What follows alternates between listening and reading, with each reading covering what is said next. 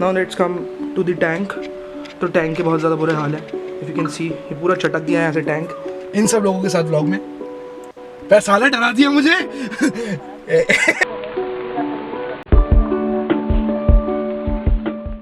Okay guys, so welcome back to the channel. I hope you guys are doing absolutely great in your life.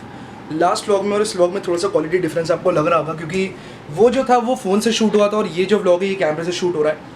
दूसरी चीज़, last vlog अगर आपने देखा हो तो मैंने उसमें बताया था कि यार एक छोटा सा एक्सीडेंट हो गया था।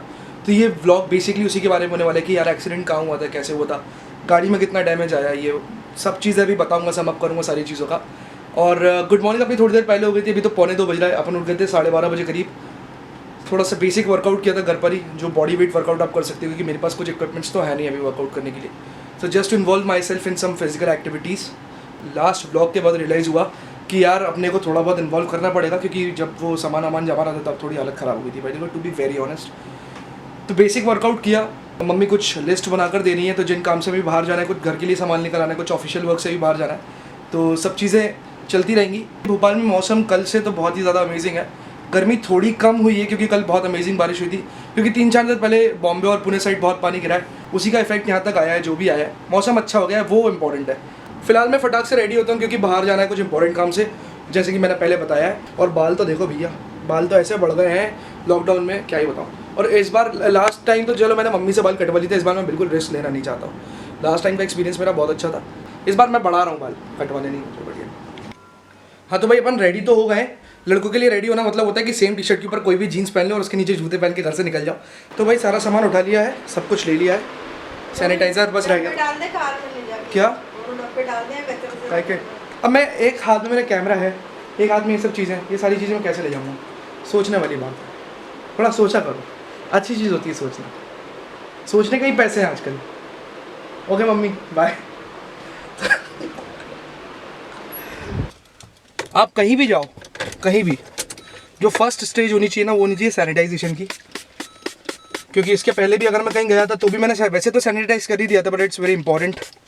चलने के लिए तैयार, सारे काम फटाफट निपटा कर आते हैं। ऐसी बैरिकेडिंग है यहाँ पे। बज गया, क्या बात है, हैवी ड्राइवर बैठे तुम तो बेटे। तो ऐसा लॉकडाउन लगा हुआ है कि बैरिकेडिंग है, थोड़ी बहुत है, इतनी ज़्यादा नहीं है। You can go outside, you can buy your stuff, then you can come back to your home. बाकी ना निकलो तो अच्छा ही है, इंपॉर्टेंट हो तो ही निकलो। तो अपन फाइनली पहुंच गए बैंक के बाहर, वो रहा बैंक। बैंक का छोटा सा काम है, फटाक से निपटा कर फटाफट निकलते हैं।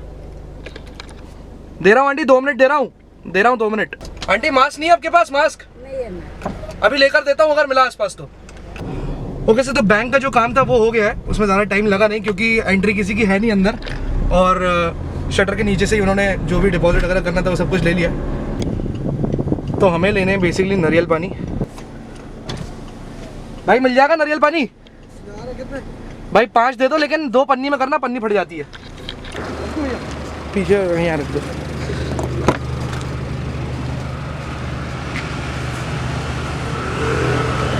कितने 300 हो गए क्या? नहीं। तो 250 रुपये 50 का लगाया। 50 का लगाया, ये बढ़िया किया यार भाई, ये लो। तो 50 रुपये का एक नारियल पानी। जो भी देख रहा है भोपाल से, ये लाल घाटी ब्रिज के नीचे आप आ सकते हो और यहाँ से नारियल पानी लेकर जा सकते हो। अगर घर में कोई पेशेंट है तो रोज़ पिलाओ, खुद भी पियो, इम्यूनिटी अच्छी रहती है। क्यों? और जैसे मैंने पहले ही बताया कि जो चीज़ इंपॉर्टेंट है वो ये है कि एक ना सबसे ज़्यादा पैसे एक्सचेंज करते हैं हम लोगों से। और ये भाई अगर जैसे दुकान खोल के बैठे हैं तो इनके पास 10 जगह से लोग आते होंगे, अलग अलग जगह से नोट आते होंगे, तो पैसे तो भैया सैनिटाइज करना इट्स वेरी इंपॉर्टेंट। तो यार देखो सीन ऐसा है कि वहाँ से निकल के अभी थोड़ा दूर चल के मैं आ गया हूँ पंचवटी साइड। यहाँ एक मेरा दोस्त रहता है, मेरा बचपन का दोस्त, हम लोगों ने स्कूलिंग वगैरह साथ में करी है। और पिछले कई सालों से मतलब टचवुड एक भी ऐसा दिन नहीं गया है पैंडेमिक को छोड़ के कि हम लोग रोज़ नहीं मिले हों। तो अभी सब कुछ ठीक है, मतलब वो तो ठीक ही है, उनके घर पे भी सब ठीक है, मेरे घर पे भी सब ठीक है। तो हम लोगों ने म्यूचुअली डिसाइड किया कि हाँ हम मिलते हैं, थोड़ा सोशल डिस्टेंसिंग का पालन करते हुए। तो अभी यहीं पास में रहता है, तो उससे ज़रा 5-10 मिनट मिलते चलते हैं उमेश से। तो भाई अपन आ चुके हैं उमेश भाई के घर के नीचे। और आज तक का रिकॉर्ड है कि कभी ऐसा नहीं हुआ कि उमेश भाई अपने से पहले नीचे करके खड़े हो अपने। उसकी आदत है, वो हमेशा इंतजार कराता है, वो अभी भी इंतजार करा ही रहा है। सर मास्क पहनिए, मास्क तभी अनलॉक करूँगा गेट।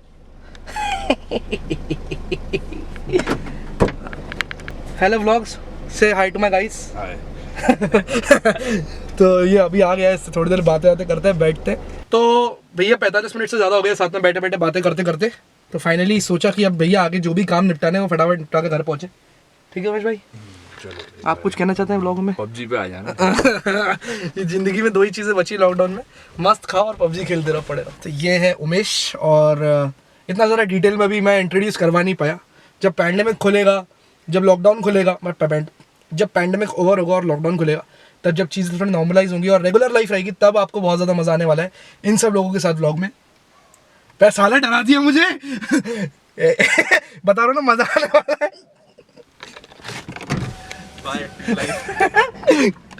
Bye bye.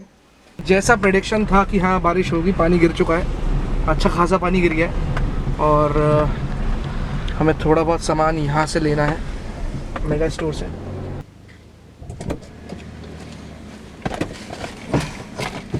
तो भैया सामान आ गया है, अंदर मैंने वहीं पे कर दिया था जो सामान रखा है उसको सैनिटाइज, और ऊपर से बैग को भी कर दिया। तो काम अपना ऑलमोस्ट सारा हो गया है, मतलब बस छोटे मोटे 1-2 काम और बचे हैं। और कैमरे की ना बैटरी बिल्कुल ही, मतलब वो रेड वाला पॉइंट आ गया, वो ब्लिंक होने लगी है। तो फटाफट घर पहुंच के इसको चार्ज पे लगाता हूँ।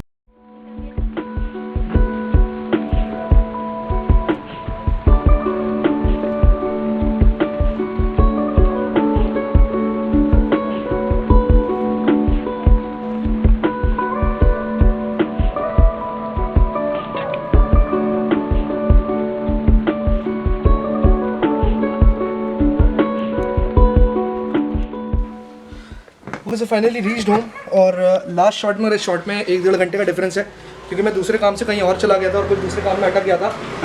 लेकिन अभी फाइनली घर आ गया हूँ। सामान बहुत ज़्यादा रखा है गाड़ी के अंदर, इसलिए पूरा सामान एक बार ऊपर जमा के फिर दोबारा नीचे आके मैं आपको बाइक दिखाऊंगा कि बाइक के अंदर क्या दिक्कत हुई है। क्योंकि सनलाइट जाने से पहले मैं चाह रहा हूँ कि वो वाला पार्ट भी शूट कर लूँ, क्योंकि उसके बाद इतना मज़ा नहीं आएगा। दो क्लियरिटी आएगी बट उतना मज़ा नहीं आएगा। तो काफ़ी सारा सामान है, पहले फटाफट सामान रखता हूँ, उसके बाद सीधे दिखाता हूँ कि गाड़ी में क्या क्या हुआ था। तो सामान मैंने सारा जमा दिया ऊपर जाके, बाइक को आगे निकाल के यहाँ पे खड़ी कर दी है ताकि आपको लाइट में अच्छे से दिख जाए, क्योंकि ऑलमोस्ट सनसेट हो ही चुका है। तो पहले मैं आपको दिखाता हूँ कि गाड़ी में हुआ क्या क्या है। तो अगर स्टार्टिंग से बात करें फ्रंट से, तो गाड़ी का ये थोड़ा सा घिस गया है और अब इसका ये मास्क पूरा हिल रहा है, यानी इसका फ्रंट मास्क पे भी आया है थोड़ा बहुत इम्पैक्ट। दूसरा अगर अपन देखें तो इसका ये पूरा ब्रेक लीवर सब कुछ घिस गया है, इसका ये हैंडल भी पूरी तरीके से घिस गया है। Now let's come to the tank. तो टैंक के बहुत ज़्यादा बुरे हाल है, इफ़ यू कैन सी ये पूरा चटक गया है यहाँ से टैंक। और हैंडल अगर हम इस साइड कर रहे हैं तो इस साइड करने पे ये हैंडल यहाँ पे टच हो रहा है, इसका मतलब कि इसका जो हैंडल है वो भी टेढ़ा हो चुका है। और अगर बात करें तो यूजुअली ये चीज़ें बैंड हो जाती हैं, पर ये बैंड हुई है फिर भी नीचे से थोड़ी सी घिस गई है। ये तो होता ही है, जैसे ही गाड़ी गिरती है, कोई भी KTM की बाइक गिरेगी तो सबसे पहले उसकी ये चटकते हैं। ये अच्छा हुआ टूटा नहीं, ये हल्का सा बस बैंड ही हुआ है।